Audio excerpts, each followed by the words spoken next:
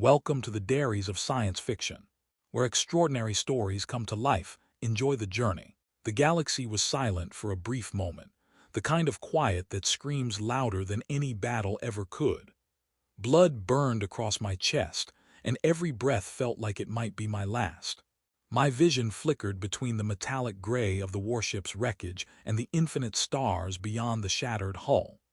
That first 30 seconds, that first heartbeat of realization, was all it took for me to know I wasn't going to survive this alone.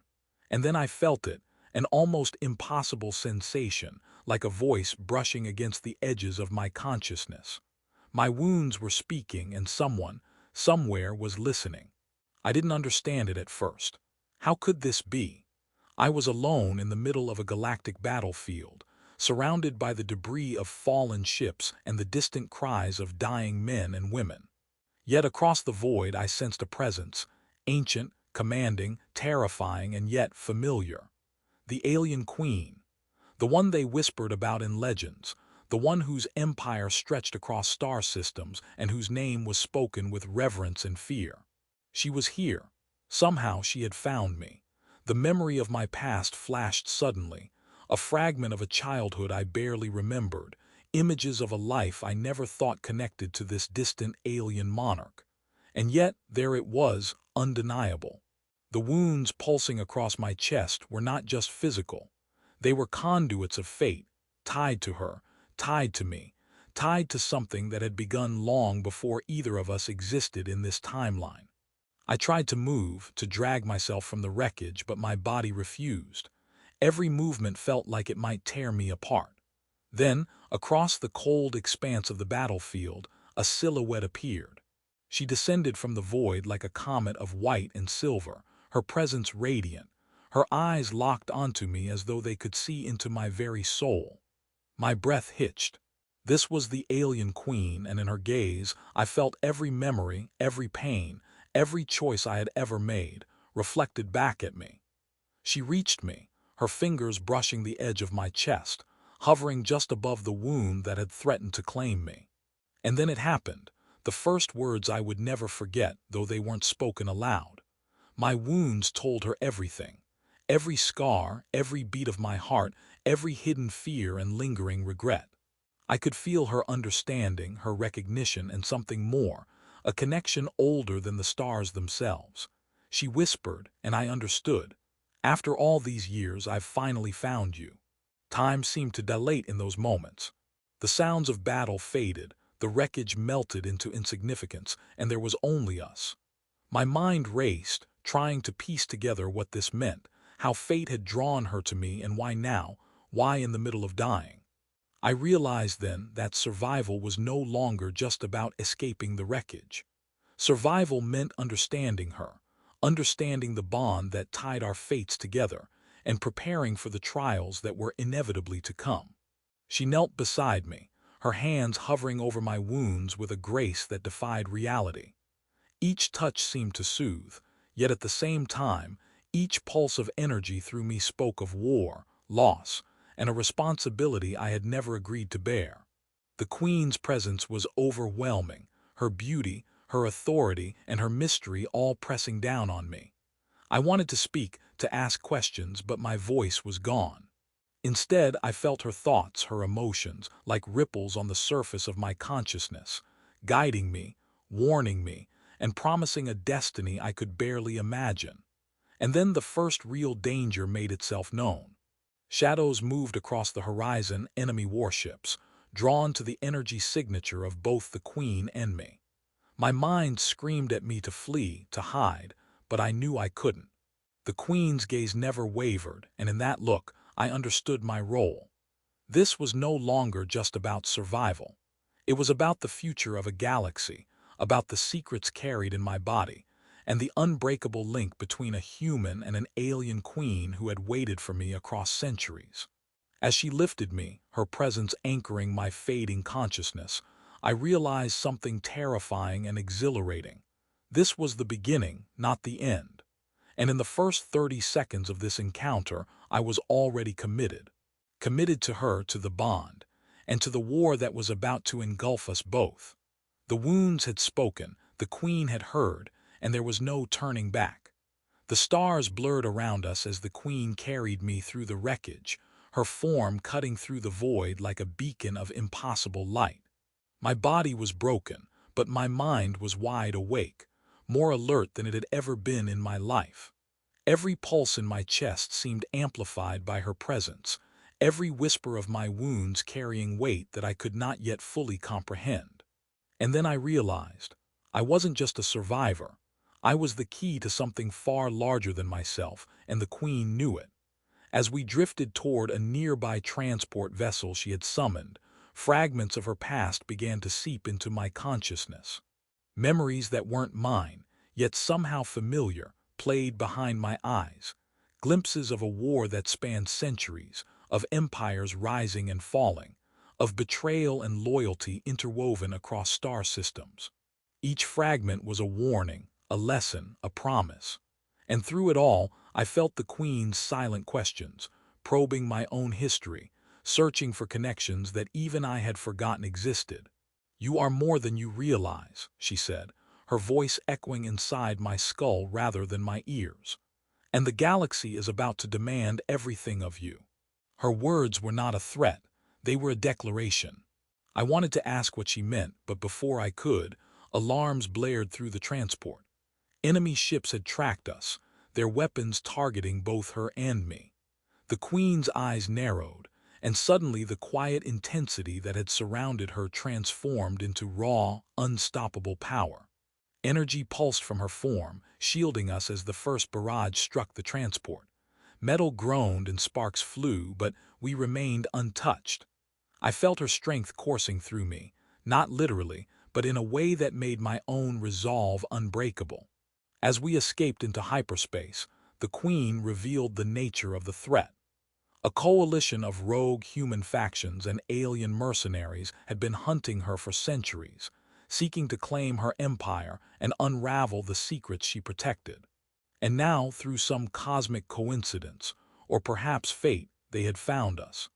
Every enemy that had ever crossed her path, every deception, every betrayal, seemed converging on this single moment. And I, the human she had finally found, was at the center of it. Days blurred into nights as she tended to my wounds, each touch unraveling layers of memory I didn't even know I had.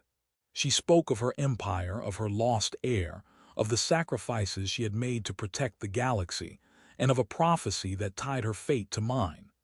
At first, I resisted the weight of these revelations. How could a broken human possibly influence the destiny of an entire star system?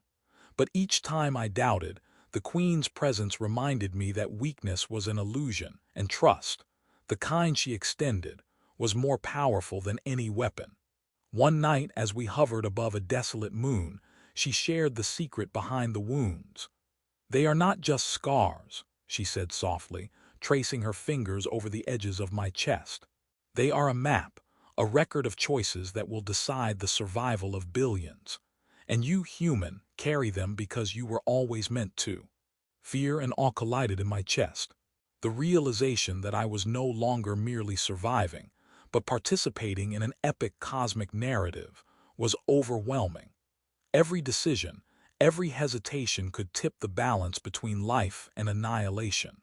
And yet, despite the enormity of it all, I felt a strange comfort. The Queen's presence anchored me. Her faith in me, unspoken but absolute, became a shield stronger than any technology, any weapon, any strategy I had ever known. The calm, however, was temporary.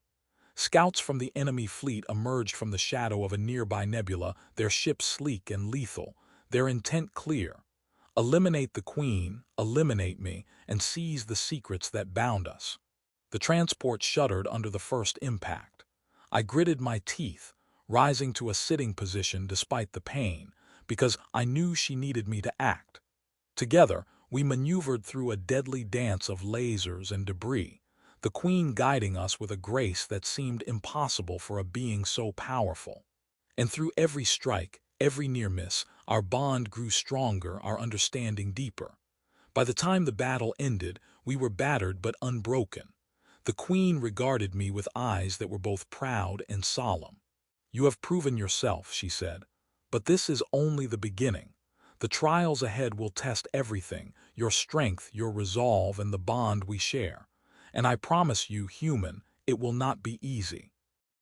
And in that moment, as the stars stretched endlessly around us, I understood what she meant. Survival was no longer enough.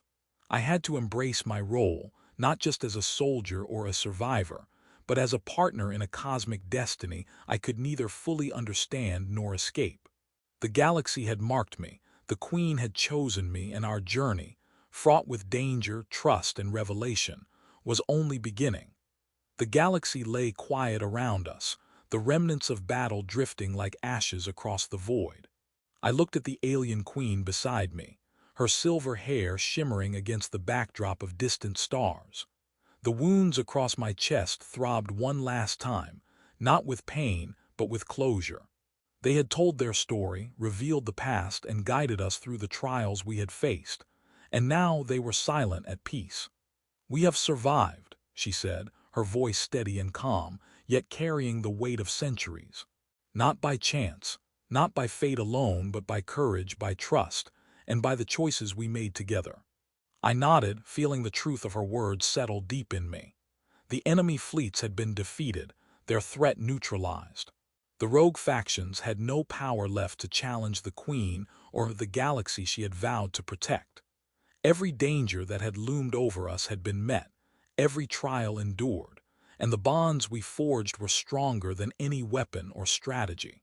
For the first time, I felt something I hadn't allowed myself in months: relief. The human within me, scarred and tested, breathed freely. And the Queen, who had carried the weight of empires on her shoulders, allowed herself a rare smile, a moment of genuine joy.